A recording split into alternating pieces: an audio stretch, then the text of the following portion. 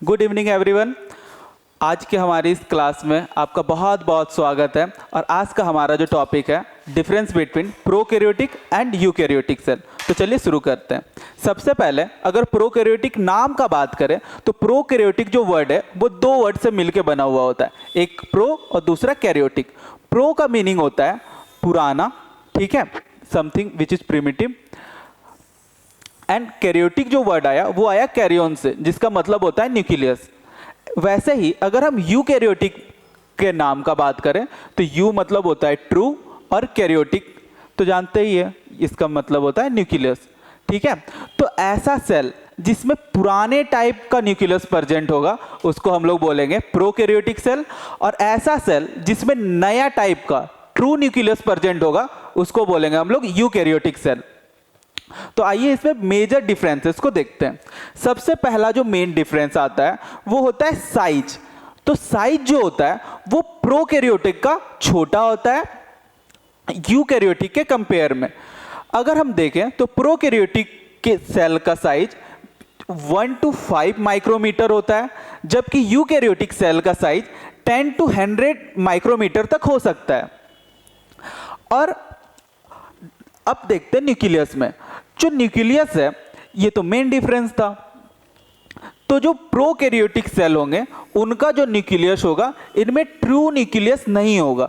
अब true nucleus नहीं होगा ऐसा क्यों बोला जा रहा है?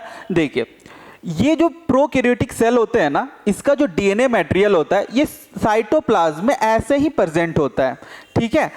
मतलब एक जगह पे ढेर सारा जो इनका डीएनए है वो प्रेजेंट होगा, ठीक है, और इस रीजन को न्यूक्लियोइड बोलेंगे, ठीक है।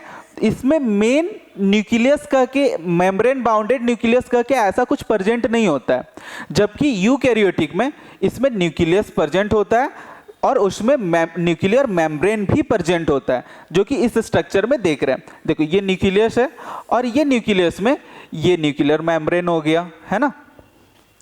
अब नेक्स्ट अगर डीएनए का बात करें तो प्रोकैरियोटिक सेल में एक सिंगल सर्कुलर डीएनए होता है, जबकि यूकैरियोटिक सेल में ढेर सारे लीनियर डीएनए होते हैं जो कि टाइटली पैक्ड होते हैं हिस्टोन प्रोटीन से, ठीक है। अगर मेम्ब्रेन बाउंडेड ऑर्गेनेल का बात करते हैं, ठीक है, अगर मेम्ब्रेन बाउंडेड ऑर्गेनेल देखते हैं तो प्रोकैरियोटिक में मेम्ब्रेन बाउंडेड ऑर्गेनेल्स जो होते हैं वो अब्सेंट होते हैं, जबकि यूकैरियोटिक सेल में वो प्रेजेंट होते हैं। जैसे mitochondria, Golgi body, endoplasmic reticulum, ये सारे जो मेम्ब्रेन बाउंडेड ऑर्गेनेल्स थे ये यूकैरियोटिक में प्रेजेंट होते हैं और प्रोकैरियोटिक में अब्सेंट होते हैं। अब हमारे सेल का प्रोटीन फैक्ट्री यानी कि राइबोसोम्स जो होगा वो प्रोकैरियोटिक सेल में और यूकैरियोटिक सेल में दोनों में प्रेजेंट होगा।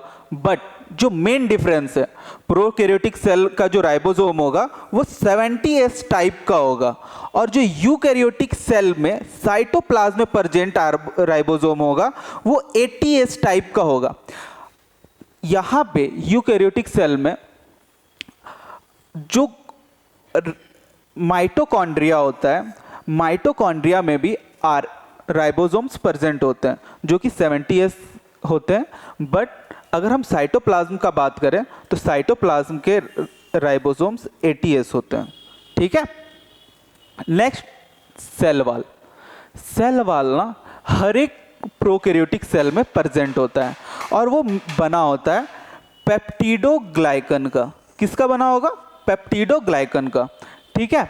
और जबकि यूकैरियोटिक सेल में अगर हम एनिमल सेल का बात कर रहे हैं तो एनिमल सेल में अब्सेंट होता है सेल वाल, और प्लांट सेल में प्रेजेंट होता है। तो प्लांट सेल में अगर प्रेजेंट भी होता है ना तो वो बना होता है सेल्यूलोज का। मतलब अगर सेल वाल का बात करें तो सारे प्रोकैरियोटिक सेल में प्रेजेंट होगा और वो पेप्टिडोग्लाइकन का बना होगा, और यूकैरियोटिक में एनिमल सेल में तो अब्सेंट हो गया और प्लांट सेल में अगर प्रेजेंट भी है तो वो सेल्यूलोज का बना होगा, ठीक है। अगर हम डिवीजन का बात करें तो सेल डिवीजन जो होगा वो प्रोकैरियोटिक में बाइनरी फिजन होगा, ठीक है। और अगर यूकैरियोटिक में देखें तो अगर ग्रोथ करने के लिए हो रहा है तो वो माइटोसिस और अगर रिप्रोडक्शन के लिए हो रहा है तो वो मियोसिस होगा। अगर कॉम्प्लेक्सिटी का बात करें, कॉम्प्लेक्सिटी यार प्रोकैरियोटिक पुराने सेल्स थे तो बहुत ज़्यादा डेवलप नहीं हुए थे, तो बहुत सिंपल इनका स्ट्रक्चर होता है, ज़्यादा कॉम्प्लेक्स होते नहीं हैं। बट अगर यूकैरियोटिक का बात करें तो इनका स्ट्रक्चर थोड़ा कॉम्प्लेक्स होता है। अब एग्जाम्पल में देखें तो एग्जाम्पल में बैक्टीरिया, साइनोबैक्टीरिया है ना, ई कोलाई। और अगर यूकैरियोटिक्स का एग्जाम्पल देखें तो amoeba, paramecium, plant cell, animal cell, ये सब होते हैं। तो कैसा लगा आपको आज का सेशन? कमेंट करके ज़रूर बताइएगा। Thank you.